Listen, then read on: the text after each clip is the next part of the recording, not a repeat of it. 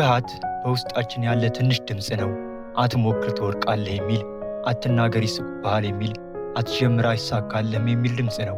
ይህ ድምፅ ስንት መልካም ዕድሎችን እንደነጠቀን አስበን እናውቃለን? ዛሬ ያንን ፍርሃታችንን ወደ ጥንካሬያችን የምንቀይርበት መንገድ አብረን እናያለን።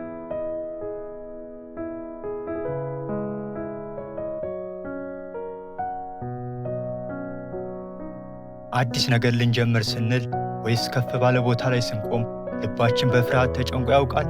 ፍርሃት ሁላችንም የምናውቀው ስሜት ነው። ግን ይህ ስሜት ከየት የመጣ ነው? ከጉዳት የሚከላከል ወዳጃችን ነው ወይስ ሕልማችንን የሚያደናቅፍ ጠላታችን? ታላላቅ ሰዎች ስለ ፍርሃት ያላቸውን እይታ በዚሁ እንመለከታለን። ፍርሃት እንዴት እንደምናሸንፍ ሳይሆን ፍርሃትን እንዴት እንደምንጠቀምበት በዛሬው ቪዲዮ እንመለከታለን። አብራችሁን ቆዩ። በመጀመሪያም የምናየው ዘ ዶርስ የተባለው የሮክ ባንድ ዋና ድምፃዊና የዘፈን ደራሲ ነው፣ ጂም ሞሪሰን። እሱም ስለ ፍርሃት ያለው ሐሳብ ለጥልቅ ፍርሃትህ ራስህን አጋልጥ፣ ከዚያ በኋላ ፍርሃት ኃይል አይኖረውም። ይህ ጥቅስ ፍርሃትን በቀጥታ የመጋፈጥን አስፈላጊነት ያሳያል። አንድን ነገር ለረዥም ጊዜ ስንፈራው በምናባችን ውስጥ አድርጎ ትልቅ ቦታ ይይዛል። ነገር ግን ስንጋፈጠው ብዙውን ጊዜ የፈራነውን ያህል አስፈሪ እንዳልሆነ እንገነዘባለን። የፍርሃት ምንጭ ቅዠት ወይስ እውነታ? ጂም ሞሪሰን እያመላከተ ያለው ፍርሃት አብዛኛውን ጊዜ የሚመነጨው ከምናባችን እንጂ ከእውነታው አይደለም። ፍርሃትን ስንሸሸው አእምሯችን ክፍተቱን ይሞላል። አእምሯችን የከፋ ሁኔታ እየገመተ አውሬውን ያጎለዋል። ፍርሃቱ በጨለማ ውስጥ እንደተደበቀ ግዙፍ ጥላ ይሆናል። ጥላው ግን ከራሱ ከዕቃው የበለጠ ትልቅ ነው። ፍርሃትን ስንጋፈጠው ብርሃን እናበራበታለን። ብዙ ጊዜ የምናገኘው ነገር በምናባችን ውስጥ የፈጠርነው ግዙፍ ፍጡር ሳይሆን ልንቆጣጠረው ወይም ልንቋቋመው የምንችለው ትንሽና በቀላሉ ሊገባ የሚችል ሁኔታ ነው። ለምሳሌ በሕዝብ ፊት የመናገር ፍርሃት የሚሰማው ሰው መድረክ ላይ ሲወጣ መጀመሪያ ላይ በጣም ከባድ ነው። ነገር ግን ንግግሩን ከጨረሰ በኋላ በቃ ይሄ ብቻ ነው ይላል። ያኔ ፍርሃቱ ኃይሉን ያጣል።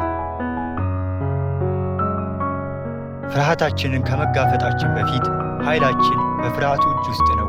ፍርሃቱ የት መሄድ፣ ምን ማድረግና ምን መሞከር እንደሌለብን ይወስናል። እኛ የፍርሃታችን እስረኞች ነን። ፍርሃታችንን ከተጋፈጥነው በኋላ ደግሞ ኃይላችን ወደ እኛ ይመለሳል። ፍርሃቱ ኃይሉን ያጣል ማለት ሙሉ በሙሉ ይጠፋል ማለት አይደለም። ነገር ግን ከእንግዲህ እኛን የመቆጣጠር አቅም የለውም ማለት ነው። ከፍርሃቱ ጋር አብሮ ለመኖርና እርምጃ ለመውሰድ የሚያስችል አቅም እናገኛለን። ፍርሃት ከማገዣነት ወደ ቀላል ስሜት ይቀየራል። ጥልቅ ፍርሃትን በቀጥታ መጋፈጥ ከባድ ሊሆን ይችላል። ስለዚህ አቀራረቡ ቀስ በቀስ መሆን አለበት። ለምሳሌ የውሻ ፍርሃት ካለብን መጀመሪያ ከውሻ ፎቶግራፍ መመልከትና ከዚያም ሩቅ ያለ ውሻ ማየት፣ በመጨረሻም የራሳችንን ውሻ መዳሰስ ይሆናል። በእያንዳንዱ ትንሽ እርምጃ ስኬታማ ስንሆን አእምሯችን አዲስ ነገር ይማራል። ይህንን መቆጣጠር እችላለሁ። ይህ ስሜት አጠቃላይ በራስ መተማመንን ይገነባል እና የቀረውን ፍርሃት ኃይል ያጠፋል። በመጨረሻም ጂም ሞሪሰን ፍርሃት መታገል ብቻ ሳይሆን መጋፈጥ ከዚያም ማሸነፍ የግል ነፃነትና የሕይወት ትርጉም ቁልፍ መሆኑን አሳይቷል። እውነተኛ ነፃነት የሚመጣው ፍርሃትን እንደ ጥላቻ ሳይሆን እንደ ጊዜያዊ መሰናክል ስንመለከተው ነው። የጥንቷ የሮም ንጉሠ ነገሥትና የስቶይዝም ፍልስፍና ተከታይ ነው፣ ማርከስ ኦሬሊየስ። እሱም ስለ ፍርሃት አንድ ሰው መፍራት ያለበት ሞትን ሳይሆን መኖርን ፈጽሞ አለመጀመሩን ነው። ፍርሃት ብዙውን ጊዜ ወደፊት የሚመጡ ነገሮችን በማሰብ ይፈጠራል። ኦሬሊየስ የሚያስጠነቅቀው ሰዎች በጭንቀትና በፍርሃት ተይዘው ትልቅ ሕይወትን፣ ሕልማቸውንና እምቅ ችሎታቸውን እንዳይኖሩ ነው። ትልቁ አደጋ መኖር ሲያቅተን እንጂ መሞት አይደለም። የማርከስ ኦሬሊየስ ጥቅስ አንድ ሰው መፍራት ያለበት ሞትን ሳይሆን መኖርን ፈጽሞ አለመጀመሩን ነው። በስቶይዝም የፍልስፍና ዋና መልእክት በሚገባ የሚያሳይ ትልቅ ሐሳብ ነው። ኦሬሊየስ የሞት ፍርሃትን እንደ ከንቱና ምክንያታዊነት የጎደለው አድርጎ ይቆጥረዋል። እንደ ስቶይክ አስተሳሰብ ሞት ከእኛ ቁጥጥር ውጭ ያለ የተፈጥሮ ሂደት ነው። መፍራት ያለብን ነገሮች ከቁጥጥራችን ውጭ የሆኑትን ሳይሆን በቁጥጥራችን ስር ያሉትን ነገሮች ነው። ማለትም ድርጊታችንን፣ ውሳኔዎቻችንንና አስተሳሰቦቻችንን ነው። ሞትን መፍራት አሁን ባለነው ቅጽበት ላይ ትኩረት እንዳናደርግና ጥራት ያለ ሕይወት እንዳንኖር ይከለክለናል። መኖርን ፈጽሞ አለመጀመር ማለት ምን ማለት ነው ለሚለው በጭንቀት ሽባ መሆን፣ ለውድቀት፣ ለነቀፋ ወይም ለውጤት በመፍራት ምክንያት አስፈላጊ እርምጃዎችን መውሰድ ማቆም፣ የዕለት ተዕለት ውጥንቅጥ ውስጥ መጥፋት፣ ሕይወትን በግዴለሽነት በልማድ ወይም የሌሎች ፍላጎት በማርካት ብቻ ማሳለፍ፣ የራስን እውነተኛ ዓላማና ስኬት አለመከተል፣ እምቅ አቅምን ማባከን፣ የሰውን ልጅ እውነተኛ እምቅ ችሎታ ጥበብና መልካምነት ከመጠቀምና ለዓለም ለማበርከት ወደ ኋላ ማለት ነው። ለስቶይኮች ትክክለኛው መኖር ማለት ፍትሕ፣ ትዕግሥትና ድፍረት ባሉት የመልካምነት ምሰሶች ላይ የተገነባ ሕይወት ነው። እነዚህ እሴቶች ሳንከተል ስንቀር በእውነት መኖር አልጀመርንም ማለት ነው ይለናል።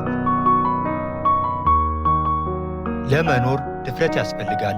ይህ ድፍረት በሕይወት ስጋቶች መካከል ቢሆን ትክክለኛውን ነገር ለማድረግና የራስን ማንነት በድፍረት ለመግለጽ የሚያስችል የአእምሮ ጥንካሬ ነው።